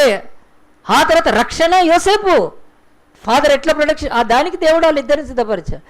ఈ రోజు వరకు కూడా నీకు నాకు రక్షణ ఇట్లా లేకుండా లేదు. ఖచ్చితంగా ఇదే ఆర్డర్ ఈ రోజు వరకు కూడా. కొన్ని వేల సంవత్సరాల తర్వాత భూమి మీద ఇదే ఉందండి. యేసు పుట్టినప్పటి నుంచి ఇదే కంటిన్యూ అవుతుంది. ఏ మదర్ అండ్ ఫాదర్, అది అది సింబాలిక్గా దేవుడు చెప్తున్నాడు. యేసు ఆయనకు ఆది లేదు, అంతం లేదు, పుట్టుకే లేదు, గిట్టుకే లేదు. కానీ ఆయన పుట్టాలి కదా, రక్త మాంసాలు ధరించుకోవాలి కదా, సిలువ ఎక్కాలి కదా, ఆయన మరణించాలి కదా. మరి అలాంటి యేసుకు ఈ రోజు ఒక తల్లి అని ఆమె లేకపోతే ఎట్లా వస్తాడండి? ఆకాశం నుంచి ఊడి పడతాడా? లేకపోతే ఏ పుట్టలో నేను చెప్పినట్టు కదా దేవుడు వెలిశాడు, అక్కడ దొరికాడు అని చెప్పి అక్కడిక్కడ దొరికితే ఏమని పేరు పెడతారండి? మోగిలి అని పెడతారు కదా. యేసుప్రభు వేరుగా ఉండేది. అట్లా కాదండి ఆయనకు కదా. ఆ పేరు కూడా చెప్తున్నాడు, అతడికి యేసు అని పేరు పెట్టమ్మా, నువ్వు నీ సొంత పేరు పెట్టకు, కదా. నువ్వు ఏమైనా సీరియల్ చూసి ఉంటే, సినిమాలు చూసి ఉంటే, లేకపోతే కాలేజీలో ఎవరైనా చక్కటి బాయ్ ఉంటే వాడిని చేసుకోలేక కదా వాడి పేరైనా పెట్టుకోవటానికి. ఇవన్నీ కుదరవు. బైబిల్ చెప్తుంది ఒక తల్లి ఉంటే ఆమెకు డైరెక్షన్ ఇస్తాడు దేవుడు. ఏం డైరెక్షన్? పేరు పెట్టాలి, ఒకటి పేరు. ఎంత మంచి పేరు! యేసు అంటే తన ప్రజలను తన పాపముల నుండి విడిపించి రక్షించేవాడని. మరి ఇవన్నీ చేయాలంటే మదర్ కావాలి కదండి. అందు గురించే బైబిల్ చెప్తుంది యేసు ఎవరిని సిద్ధపరిచాడంటే దేవుడు ఆ యొక్క భూలోకంలో మనిషిగా రావటానికి మనిషిని సిద్ధపరిచాడు దేవుడు. దేవుడు వాక్యం చెప్తుంది ఆయన వాక్కును అధికారాన్ని చివరికి he prepared the Mary the virgin కదండి. ఆ రోజు అంతమంది ఆడపిల్లలున్నా మరి మరియమ్మకి ఎందుకు పుట్టాడంటే అంత పవిత్రంగా ఉందండి. అందు గురించి ఈరోజు రోమన్ క్యాథలిక్స్ ఎత్తుకొని ఆమె దేవత అనేస్తున్నారు. అది వాళ్ళ వెర్రి పిచ్చి. కానీ పాపం రోమన్ క్యాథలిక్స్కి తెలియదు. యేసుప్రభు తల్లి మరియమ్మ దేవత అయితే, లేకుంటే మనుషులు దేవతలను కనగలిగితే, మనుషులు దేవుళ్ళని దేవతలను కనగలిగితే అలాగని తీసుకుంటే మరియమ్మకి తర్వాత మళ్ళీ కొడుకులు కూతురు పెట్టాలి. వాళ్ళంతా దేవుళ్ళు కావాలా లేదా? అంటే మనకి యేసుప్రభుతో పాటు ఎంతమంది ఉండాలి? దేవుళ్ళు ఒక 5-6 ఉండాలి కదా. కాక యేసుప్రభు కాక మన దేవుడుగా, తమ్ముడు అయితే కాక అంటారుగా. ఎంత విడ్డూరంగా ఉండేది ఆలోచించండి మీరు. మరియమ్మకు ఉందా అండి శక్తి? మరియమ్మ దేవత అయితే ఆమె ఎందుకు చచ్చిపోయింది? ఆమె పునరుత్థానం అయిందా? మరియమ్మ దేవత అయితే ఆమె నీలం ద్రాక్షరసం ఎందుకు చేయలేకపోయింది? మరియమ్మ దేవత అయితే ఆమెకు మరి ఆ పిల్లల్ని కనే శక్తి, ఆ యొక్క దేవుళ్ళని కనే శక్తి ఉంటే, కనే శక్తి ఉన్నప్పుడు రక్షించే యేసుప్రభు శిలువలో వేలాడుతుంటే ఏం చేసేది మరియమ్మ? ఏడుస్తూ ఉంది కదా, దుఃఖపడుతూ ఉంది. అంతేగాని చాలా హాట్ అని చెప్పి కదా అరుంధతి 4 అని బయటకు వచ్చింది ఆమె. చెప్పండి మరి వచ్చిందా అని. ఎందుకండి రోమన్ క్యాథలిక్స్కి అర్థం కాదు. బైబిల్ ఎప్పుడైనా యేసుప్రభు ఆయన కానా ఊరికి వెళ్ళాడు, ఆడ పెళ్ళి అవుతుంది. పెళ్ళిలో అన్నీ అయిపోతాయి. బాగా ఫస్ట్లో బాగా లాగిచ్చుంటారు. అయిపోయింది, ద్రాక్షరసం అయిపోయింది. అయిపోయే వరకు యేసుప్రభు తల్లి వచ్చింది, నాయన కాస్త చూడు, పెళ్ళి అయిపోయిన తర్వాత మళ్ళీ యుద్ధం జరుగుతుంది ఇక్కడ, మళ్ళీ ఇదంతా కిష్కింద కాండ అవుతుంది ప్లీజ్ అంటే, అప్పుడు యేసుప్రభు ఏమన్నాడు తెలుసా? మైండ్ యువర్ బిజినెస్ అన్నాడు. పోనీ పని చూసుకోపో అన్నాడు. వెళ్ళిపోయింది. ఆయన వాడు చెప్పింది యేసు తల్లి మరియమ్మ దేవత అయితే యేసుని ఎందుకు అడుగుతుంది? యేసుకు చెప్పేది ఆవు మేరే బేటే అని పట్టుకొని ఐసా అద్భుత్ కర్నా, ఐసా సూచక్రియ కర్నా అని చెప్పేది. తల్లి నేర్పించేదండి. నేర్పించట్లే ఇప్పుడు తల్లులంతా నేర్పించట్లే పిల్లలకు. చూడన్నా ఇది టీవీ ఇట్లా ఒత్తాలే, ఇట్లా పెట్టాలి, అద్దుగా ఛానల్ వస్తుంది, ఇక నువ్వు ఛానల్ వచ్చినాక అంటది. అన్నీ నేర్పిస్తున్నారు కదండి పిల్లలకి. ఇన్ని నేర్పించినప్పుడు మరియమ్మకు ఒకవేళ ఆమె దేవత అయితే ఆమె చెప్పేది కదా, యేసు నాయనా నా బాబు రా, ఇగో ఇట్లా నీళ్ళని ఇట్లా ద్రాక్షరస. చేష్టలు ఉడికిపోయి చూస్తున్నారు. పెళ్ళిలో సిగ్గుపోతుంది అవమానం అన్నప్పుడు. యేసు ఇన్వాల్వ్ అయితే తప్ప నీళ్లు ద్రాక్షరసం అని. ఇప్పుడు యేసులో దైవశక్తి ఉందా? మరియలో దైవశక్తి ఉందా? మరియ నీలాంటి నాలాంటి ఒక సామాన్యమైన స్త్రీ, కానీ అసమానమైన ఎలక్షన్ ఉంది. చెప్పలు కొడదామా అండి? అసమానమైన చాయిస్ ఉంది ఆమె మీద. ఆ చాయిస్ కూడా ఎందుకు ఉందంటే ఆమె ఇచ్చింది ఆ చాయిస్. పవిత్రంగా ఉంది కదండి, పవిత్రంగా. బాగా మంది వేస్తున్నారు అనుకోండి, వాళ్ళని పోలీస్కి సెలెక్ట్ చేస్తే ఎట్లుంటుందండి కదా. పొద్దున్న లేస్తే రోగాలు కూ ఉన్నాడు అనుకోండి, వాడిని డాక్టర్ చేస్తే ఎట్లుంటుందండి ఆలోచించండి కదా. చూడటానికి కదా శూర్పణకలాగుంటుంది. సినిమా తీస్తే ఏమైపోవాలి వాళ్ళు ప్రొడ్యూసర్లు? కుదరదండి కదా. మరి దేవుని ఛాయిస్ మన మీదకి ఎట్లా వస్తుంది? మరియమ్మను ఆమెను దేవుడు కోరేసుకున్నాడు, మమ్మల్ని కోరుకోలేదు అనుకోవటానికి ఏం కాదు. ఆమెను దేవుడు కోరుకున్నా ఆమె పవిత్రంగా బతికిందండి. 100% బతికింది. ఈరోజు భూమి మీద ఎవరి పవిత్రత ఎంత ఉందో కాలం కదా, దేంట్లో ఉన్నాం? కాలాంతంలో ఉన్నాం కనుక ఇక దాని గురించి ఎత్తుకోకుంటేనే బెస్ట్. అంత మనుషులు తమ శరీరాలను పాడు చేసుకుంటున్నప్పుడు మరి ఎంత పవిత్రంగా ఉంది అది. కనుక నేను ఇక టాపిక్లోంచి బయటికి వెళ్ళకూడదు, కానీ బైబిల్ చెప్తున్నది దేవుడు ఒక మరియ అవసరం దేవుడికి. ఆయన సిద్ధపరుచుకున్నాడు మరియను. ఒక యోసేపు అవసరం, మనిషిని సిద్ధపరుచుకున్నాడు ఆయన. వాళ్ళు లేకపోతే యేసు ఈ లోకంలో పుట్టాడు కనుక మరియమ్మ పుట్టినాటి నుంచి యేసును కనే వరకు, యోసేపు పుట్టినాటి నుంచి ఆ యొక్క యేసు ప్రభువును సంరక్షించేంత వరకు వాళ్ళను దేవుడు కోరుకొని వాళ్ళను సిద్ధపరిచాడు. Jesus, God himself prepared the Joseph and Mary. కనుక మన బ్రతుకులో కూడా ప్రిపేర్ చేస్తాడండి, గుర్తుపెట్టుకోవాలి. మనం రక్షణలో అలా గుర్తుపట్టాలి, మన బ్రతుకులో గుర్తుపెట్టండి. లేకపోతే ఇంత సంగతులు ఈ భూమి మీద ఫినిష్ ప్యాక్ అయిపోతాం అంతే. ఒక ఆయన ఇంత చిన్నగా ఉన్నప్పుడు ఒక టెంపుల్ దగ్గర అనాథ అండి, పాపం ఏమీ లేదు ఆయనకు, చిన్నోడు అనాథ కనుక ఆ టెంపుల్ దగ్గర బతుకుతా ఉన్నాడు. టెంపుల్ దగ్గర అది ఇది పెడుతుంటే పలహారాలు తిని బతికాడు. చిన్నోడు అట్లనే పెరిగి పెద్దాడయ్యాడు. ఆ యొక్క రోజు శ్లోకాలు చెప్తుంటే శ్లోకాలు వల్లించేవాడు. శ్లోకాలు వచ్చేసినాయి కానీ మీనింగ్ తెలియదు. మీనింగ్ అడుగుదామంటే పూజారిని బయలు కొడతాడు కదా, అందు గురించి అడగలేదు.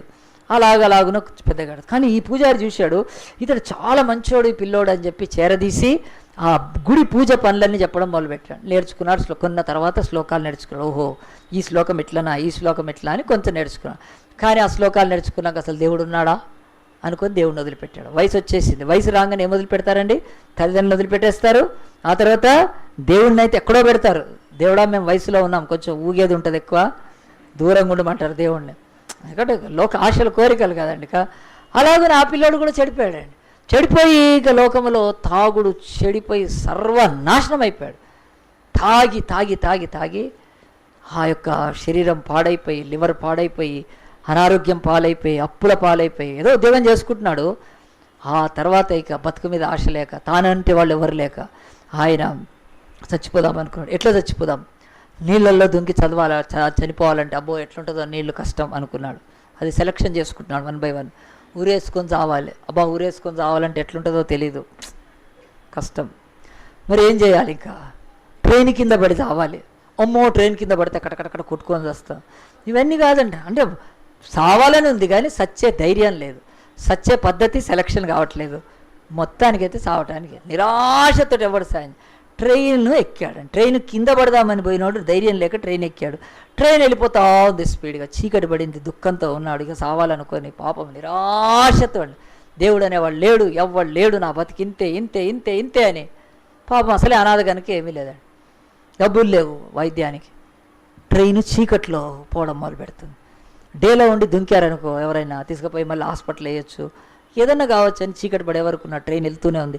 చీకట్లో ట్రైన్ పోతూ ఉంటుంటే చూశాడు, డోర్ దగ్గర ఎవరైనా ఉన్నారా అని చెప్పి కదా, లేరు. లేనప్పుడు దుంకుదామని చూశాడు.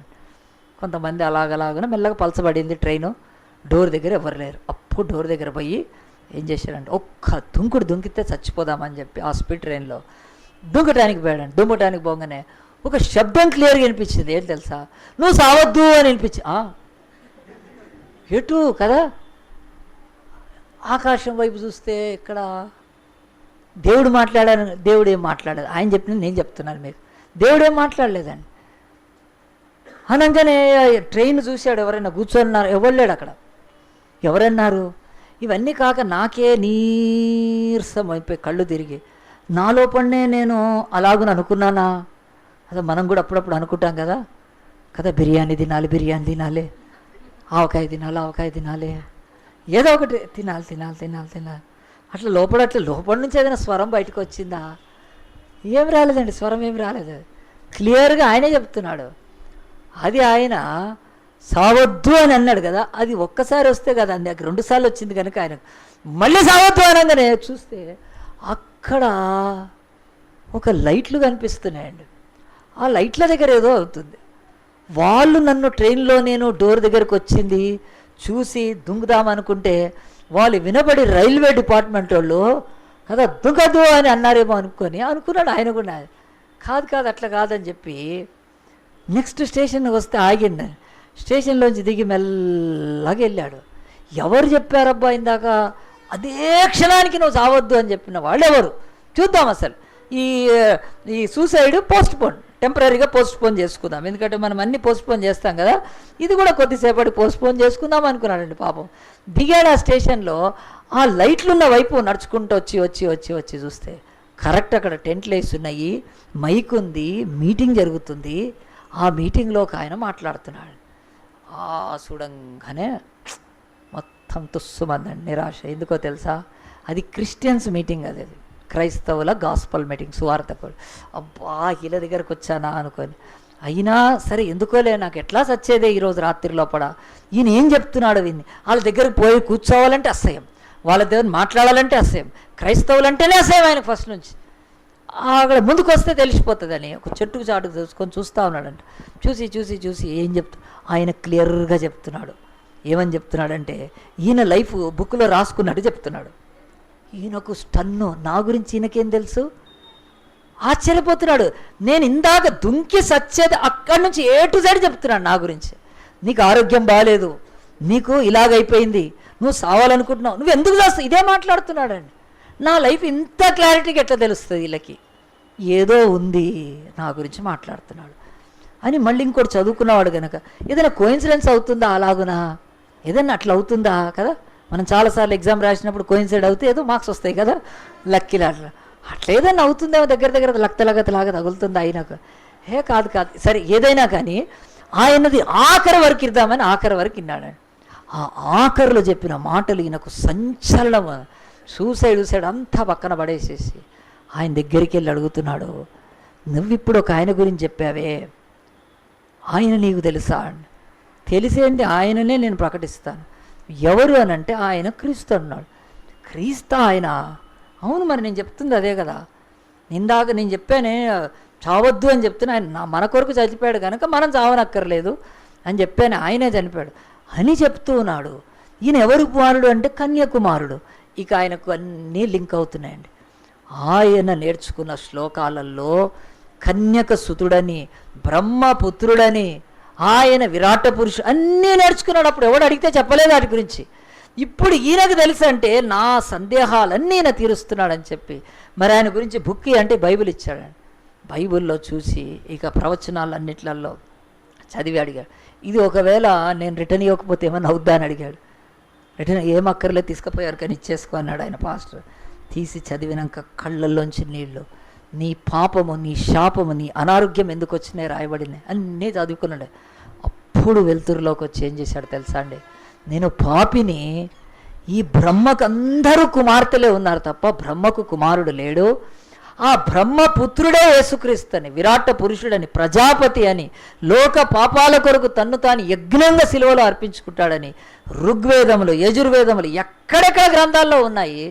1280 గ్రంథాలు ఉన్నాయి. వాళ్ళకు జవాబు మాత్రం లేదు ఎవరో కానీ. ఈయన చెప్పేశాడే ఇంత సింపుల్గా అని చెప్పి ఈయనే ఆయన అని పోల్చుకొని ఆయన ప్రజాపతి అయిన యేసుక్రీస్తు రక్షకుడు, లోకరక్షకుడు అని తెలుసుకొని కొద్ది రోజులకు ఆయన రక్షణ పొందాడు. ఆయన సాక్ష్యం నా దగ్గర ఉందండి. సాధు చెల్లప్ప అని, చెప్పండి కొడదామా ఒకసారి. సాధు చెల్లప్ప ఇప్పటికీ కాషాయ బట్టలు వేసుకుంటాడు, ఇండియా అంతా తిరుగుతుంటాడండి. శ్లోకాలు ఇట్లా నోటితో చెప్తా ఉంటాడు. ఒక్క శ్లోకం రాదు నాకు కానీ వింటాను నేను కూడా శ్లోకాలు. అది ఒకవేళ ఉంటే చదువుతాను అంతే తప్ప గుర్తుండవు. ఆయన చెప్తున్నాడు, ప్రియ దేవుని బిడ్డలారా, ఎందుకంటే ఒక సాధు చెల్లప్ప అనే ఆయనను రక్షించటానికి దేవుడు అక్కడ ఒక గాస్పల్ మీటింగ్ ఏర్పాటైతే చేయగలుగుతాడు, కానీ వాక్యం చెప్పేవాళ్ళు ఒకరు కావాలండి. చెప్పాడండి దేవుడు కనాలి కనుక ఆయన వాక్యం చెప్తుండగా అతని గుండె, అతని మనస్సు, అతని ఆత్మ క్షోభకు గురై పాపి అని తెలుసుకొని పశ్చాత్తాపడు. ప్రియ దేవుని బిడ్డలారా, ఏ తల్లి అయినా నొప్పులు పడకుండా పిల్లల్ని కనగలుగుతుందా? దేవుడు చెప్తున్నాడు, మరియమ్మ నొప్పులతో కన్నదండి. ఈ రోజు వరకు కూడా దేవుడు ఎవరిని సిద్ధపరుస్తాడంటే నిన్ను రక్షణలోకి తీసుకొని రావడానికి ఒక దైవ సేవకుడిని అట్లా సిద్ధపరుస్తాడు. నొప్పులతో, పురిటి నొప్పులతో ఏడ్చి కన్నీరు ప్రార్థన చేసి నీ కొరకు మోకాళ్ళుండి ఉపవాసం ఉండి నిన్ను ఈ లోకంలో రక్షణలోకి తీసుకొస్తారు. వాళ్ళు తెలుసా నీకు అసలు? ఏమంటున్నాడు, ఎక్కడో చెల్లప్ప ఆయన బతికేటో ఒక ట్రైన్లో వెళ్తుంటే దేవుడు అక్కడ ఆల్రెడీ సిద్ధపరిచాడండి. ఈవినింగ్ చీకట్లో మీటింగ్ అవుతుంటే దేవుడు ఆ సేవకుడి దగ్గర తీసుకెళ్ళాడంటే ఇతన్ని దేవుని రాజ్యంలో జన్మింప చేయటానికి దేవుడు ఆల్రెడీ ఒక సేవకుడిని సిద్ధపరిచాడు, ఒక ఆత్మీయ తండ్రిని, తల్లిని సిద్ధపరిచాడు. ఆలోచిస్తున్నారా ఈరోజు? బైబిల్ ఈ మాటలు చెప్తుంది. దేవుడు ఏం సిద్ధపరుస్తాడు కదా. చాలామంది అంటారు, నాకేం సిద్ధపరిచాడు దేవుడు, నాకు ఏం చేశాడు దేవుడు అని చాలామంది దేవుణ్ణి ప్రశ్నిస్తారు. ఆ తర్వాత దేవుడు ఏం చేయలేదని విరక్తి పొందుతారు. కానీ బైబిల్ అంటుంది, నీ పాపం, నీ శాపం మోయటానికి దేవుడు రక్షకుడిని ఈ లోకానికి పంపటానికి ముందే వాక్కును సిద్ధపరచలేదా? అధికారాలను సిద్ధపరచలేదా? మరియమ్మను సిద్ధపరచలేదా? నువ్వు వెళ్ళి కొండల మీదకి వెళ్ళి యేసు ప్రభువుని తెచ్చుకున్నావా పోయి? లేకపోతే తపస్సు చేసి దేవుడు నీకు ప్రత్యక్షమయ్యేటట్టు చేశావా? నువ్వు ఏమీ చేయలేదే. అసలు నువ్వు పుట్టకముందే మీ అమ్మ నాన్నను సిద్ధపరచలేదా దేవుడు కదా? నువ్వు పుట్టకముందే ఎన్నో సిద్ధపరిచిన దేవుడు. మరి నీ కొరకు రక్షణను సిద్ధపరిచాడు ఆయన. ఆ రక్షణ సిద్ధపరిచినప్పుడు దేవుడు 3 మాటలు చెప్తున్నాడు. ప్రియ దేవుని బిడ్డలారా, ఆలోచించండి. ఇకనైనా ఈ డిసెంబర్ 31 నాడు బాప్తిసాలు ఉన్నాయి, చెప్తూనే ఉన్నాం. యేసుప్రభు పుట్టాడని ఈ డిసెంబర్ 25 ఎంతో ఘనంగా చేసుకున్నా కానీ దేవుడు ఒక్కటి మాత్రం అడుగుతాడు, బిడ్డ నీకు రక్షణ కొరకు నేను సిద్ధపరిచిన రక్షణ కొరకు నేను ఏమి సిద్ధపరిచానో ఎరగకపోతే నీకు మాత్రం రక్షణ ఉండదండి. ఎంతసేపు మన కొరకు ఎవరు ఏమి సిద్ధపరిచారా అని చూస్తూ ఉంటే దేవుడు సిద్ధపరిచినవి మన కళ్ళ ముందు నుంచి వెళ్ళిపోతాయి. వాళ్ళలాగున నరకానికి వెళ్ళిపోతారు. తలలు వంచుదామా, ప్రార్థన చేసుకుందామా? దేవుడు అడుగుతున్నాడు, ప్రియ బిడ్డ నీ జీవితంలో దేవుడు సిద్ధపరిచినవి తెలుసా నీకు? దేవుడు ఆయన కుమారుడిని లోకానికి పంపటానికి అనాదిగా ఆయన వాక్కును సిద్ధపరిచాడు. He prepared many many many many prophecies. He prepared many words for the Christ in the Bible or the law. దేవుడు సిద్ధపరచలేదా మాటలు? వాక్కును సిద్ధపరచలేదా? అసలు ప్రిపేర్ అనే మాట 189 సార్లు ఉందండి బైబిల్లో. 189 టైమ్స్ ప్రిపేర్ అనే మాట ఉంది. నీ లైఫ్లో నీకు తెలుసా దేవుడు సిద్ధపరుచుతున్నవేంటో, దేవుడు సిద్ధపరిచేవేంటో నీకు తెలుసా? ప్రియ దేవుని బిడ్డ, నువ్వు ఆయన పుట్టాడని నువ్వు ఒక మంచి బట్టలు సిద్ధపరచుకుంటున్నావేమో, ఆయన పుట్టాడని మంచి ఆహారాన్ని, ఆయన పుట్టాడని ఆ పండగ చేసుకోవటానికి ఎన్నోను సిద్ధపరచుకుంటున్నావు, కానీ దేవుడు నీ కొరకు సిద్ధపరిచిన రక్షణ మాత్రమో అది నీకు తెలియకపోతే ఎంత విచారమో, ఎంత విచారమో. సిలువలో ఈ 2 దొంగలు వేలాడుతున్నారు. ఒక దొంగకు అర్థమైపోయింది, దేవుడు నా కొరకు రక్షణ సిద్ధపరిచే నాతో పాటే ఈరోజే సిలువలో రక్షకుడే రక్తం గారుస్తున్నాడని ఒక దొంగ ఎరిగి తనకు సిద్ధపరిచిన రక్షణను పక్కనే సిలువలో పొందుకున్నాడండి. కానీ గ్రంథాలు చదివి చదివి చదివి చదివి చదివి సట్టుబండైనట్టు శాస్త్రులు పరిచయులు ఆయనను ఊసి సిలువేసి పారేసేశారు. ఆయన రక్షణ పొందలేదు. వాళ్ళు ఏ పేతురు యోహాను చేపలు పట్టుకునే వాళ్ళు చక్కగా రక్షణ పొందేశారు. దేవుడు ఈరోజు కూడా అంతే అయిపోతుంది. దేవుడు ఏమి సిద్ధపరిచాడో కంటికి కనపడవు, అవి చెవికి వినపడవు, అవి గోచరంగా ఉంటాయి. నీ బ్రతుకులో దేవుడు సిద్ధపరిచిన ఈ డిసెంబర్లో అయినా రక్షణ నువ్వు తీసుకోకపోతే దేవుడు ఎవరికి ఇవ్వాలి? వేరేళ్ళకి ఇచ్చేస్తాడు, వేరేళ్ళకి ఇచ్చేస్తాడు. మనం కూడా ఎవరైనా అన్నం పెడుతుంటే ఫోజ్ కొడితే ఆపో అని చెప్పేసి వేరేళ్ళకి పెట్టేస్తాం. పెడుతున్నప్పుడు తినాలి కదా, ఇస్తున్నప్పుడు తీసుకోవాలి. కానీ మనము ఈయన అన్యుల దేవుడు, ఈయన బ్రిటిష్ వాళ్ళ దేవుడు, ఈయన అమెరికా వాళ్ళ దేవుడు, ఈయన తెల్లవాళ్ళ దేవుడు అనుకున్నాం. అది వెర్రితనము. దేశానికి కులానికి జాతికి ఒక దేవుడు ఉంటాడు. అట్లుంటే మనకు ఇప్పుడు 250 దేశాలుంటే 250 సూర్యుళ్ళు ఉండాలి, 250 రకాల గాలులు ఉండాలి, 250 రకాల ఈ పంచభూతాలు ఉండాలి. పంచభూతాలను సృష్టించిన దేవుడు ఆయన ఒక్క దేవుడే కనుక ఆయన ఒక్కడు మాత్రమే రక్షణ. ఆ యజ్ఞాన్ని సిలువలో జరిగించి నీ కొరకు నా కొరకు మరణించి సమాధి చేయబడి తిరిగి లేచి ఈరోజు వరకు మనుషులకు రక్షణ సిద్ధపరుస్తున్నాడు. నువ్వు ఈ రక్షణ దేవుడు సిద్ధపరిచింది అంగీకరించకపోతే ఆయన ఇప్పుడు సిద్ధపరుస్తున్న పరలోక రాజ్యాన్ని నీకు ఇవ్వడు. అక్కడ వెండి బంగారాలు కాదు, వజ్ర వైడూర్యాలతో మన కొరకు ఆయన నివాసాలు కడుతున్నాడు. మరి వెళ్తావా అక్కడికి? నువ్వు ఒక మంచి ట్రిప్లెక్స్ ఇల్లు కొనుక్కోవచ్చేమో, కానీ వజ్ర వైడూర్యాలతో ఆ యొక్క ముఖేష్ అనిల్ అంబానీలు కూడా కట్టుకోలేరు. బిల్ గేట్స్ కాదు, ఇంకే కుబేరుడు కట్టుకోలేడు భూమి మీద కూడా. బైబిల్ అంటుంది, ఆయన రక్తముతో కడగబడ్డ వాళ్ళకే, ఆయన సిద్ధపరిచిన రక్షణ అంగీకరించిన వాళ్ళకే పరలోక రాజ్యముని ఇస్తా అన్నాడు. నీ పాపాలను క్షమాపణ ఇస్తా అన్నాడు. భూమి మీద మంచి ఆయుష్ను, మంచి ఆరోగ్యాన్ని ఇస్తా అన్నాడు. తాత్కాలికంగా కొంచెం శ్రమలు కలగచ్చే తప్ప ఎటర్నల్ లైఫ్ నీకు ఇస్తా అన్నాడు. మరి అది కావాలనుకుంటున్నావా?